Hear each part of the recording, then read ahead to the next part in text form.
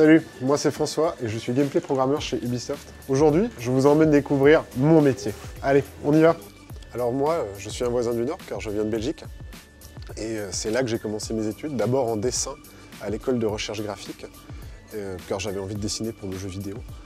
Et puis par la suite, je suis parti à l'Institut Paul Lambin faire informatique de gestion, où j'ai été beaucoup plus brillant. Et ça m'a amené vers un premier job en développement web, qui était super, mais qui n'était pas vraiment ma passion. Et j'ai fait d'abord une passerelle du coup dans le jeu vidéo publicitaire chez Skemi, dans une super start-up à Bruxelles. Et puis je suis parti en France, à Chelles, chez Stromon Studio, où là j'ai développé mon premier jeu, Special Deathwing, dans lequel j'étais programmeur multijoueur et gameplay. Et après ce jeu, j'ai voulu voir les choses en grand et je suis parti chez Ubisoft. Alors pour que je vous explique mon métier, il faut d'abord que je vous parle des bases.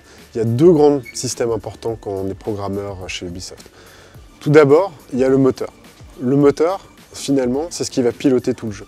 C'est ce qui va travailler avec l'écran, c'est ce qui va travailler avec votre manette. Finalement, c'est quelque chose qui est dominé par les règles de la vie, c'est-à-dire la 3D, la physique. C'est là où finalement on va programmer des choses très mathématiques. C'est un univers logicien. Secondo, on a le gameplay. Le gameplay, c'est l'univers des créatifs. C'est l'univers dans lequel finalement on va imaginer le jeu, on va imaginer les règles du jeu, on va imaginer comment le personnage bouge, comment le personnage tire sur les gens, on va imaginer l'IA et toutes ces choses-là. Mon métier à moi, finalement, c'est de faire le pont entre les deux. Donc j'ai besoin finalement de programmer des systèmes qui sont capables de comprendre des règles créatives pour finalement les transformer en règles physiques. Par exemple, si on avait un système de saut, eh bien moi je dirais ok, les règles c'est quoi? C'est qu'on appuie sur A, je saute. Et bien après derrière moi je vais programmer des règles comme quoi on a des vecteurs physiques qui vont propulser le joueur dans les airs. Bon, il est quelle heure là? Oula, c'est l'heure du meeting.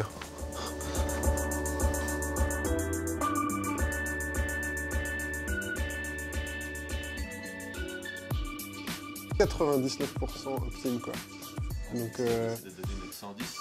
Donc c'est clair que si on était à ouais, mais 110, ouais, c'est compliqué, hein, 110. Etc. Alors là, je suis avec l'équipe de programmation. Toutes les personnes dans cette pièce ont le même but, c'est de pouvoir transformer ce que les designers ont imaginé en ligne de code.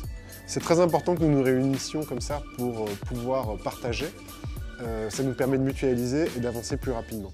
Comme on dit chez moi, l'union fait la force. Des meetings, je n'en fais pas qu'avec des programmeurs. J'en fais aussi avec des designers, des créatifs et tous les autres corps de métier de Ubisoft. Mais faire des réunions, c'est pas vraiment mon métier. Mon métier à moi, c'est programmer. Comment est-ce qu'on va travailler? Généralement, on va faire un prototype, on va améliorer, améliorer jusqu'à ce que finalement on ait un produit final qui soit du tonnerre. Si je vais décrire un peu ce que je fais sans utiliser le mot code, je dirais que finalement, moi, je crée les outils qui permettent aux autres corps de métier de créer l'univers de nos jeux. Bon, c'est pas tout ça, mais on va aller bosser. Hein. Bon là les amis, on est parti pour quelques heures de code. On se retrouve après.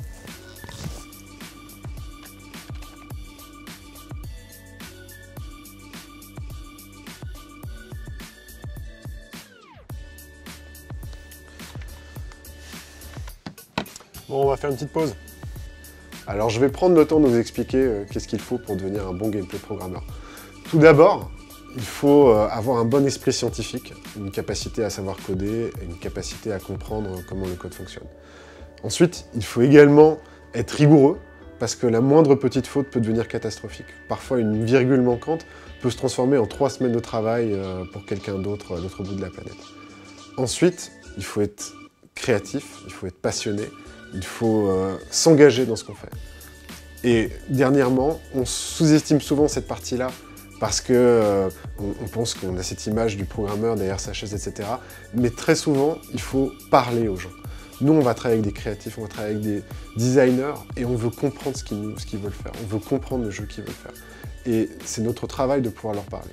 Et ensuite, bien sûr, il faut être autonome parce que si on est tout seul derrière sa chaise à ne rien faire, on ne parle pas, on ne travaille pas et ça n'avance pas. Bon les amis, la journée touche à sa fin. J'espère que vous avez appris plein de choses sur le métier de gameplay programmeur. En tout cas, moi, ça m'a fait très plaisir de vous voir et de vous accueillir ici. Si jamais vous voulez nous rejoindre, venez, vous verrez, ça déchire. Bon, comme on dit chez moi, tot ziens!